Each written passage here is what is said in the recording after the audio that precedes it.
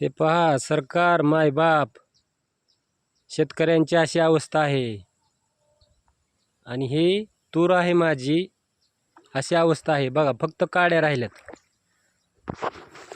आणि तुम्ही काय म्हणताय, पंचनामे चालू आहेत. अतिशय बिकट परिस्थिती आहे साहेब शेतकऱ्यांची. आणि तुम्ही काय म्हणता, ज्या शेतकऱ्यांच्या घरामध्ये पाणी शिरलं आहे, हो, त्यांना आयुष्य द्या, पण किती मदत देताय तुम्ही? 5 किलो गहू, तांदूळ आणि 5,000 रुपये अनुदान. वारे पट्टे, आमदार फोडताना किती पैसे देता साहेब तुम्ही? खासदार, आमदार या पक्षातून या पक्षात घेण्यासाठी, सत्ता स्थापन करण्यासाठी पैसे किती देता आमदाराला तुम्ही? 5,000च देता का? काय थट्टा लावली साहेब तुम्ही शेतकऱ्याची?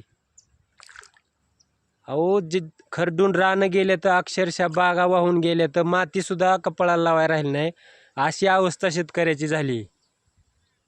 आणि तुम्ही म्हणता पंचनामे चालू. पंचनामे काय सुद्धा करायची गरज नाही.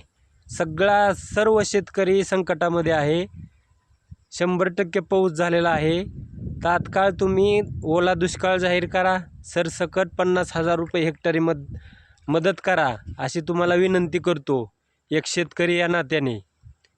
शेतकऱ्याचं तुम्ही शेतकरी संकटात आहे, त्याचं तुम्ही अंत पाहू नका.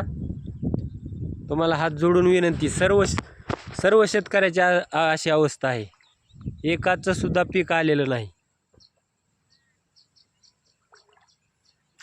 बघा तुम्ही, एकाच्या 20-20 गाया वाहून गेल्या, 2-2, 3-3 लाखाची शेड वाहून गेल्यात, आणि तुम्ही त्यांना 5,000 रुपये मदत करता.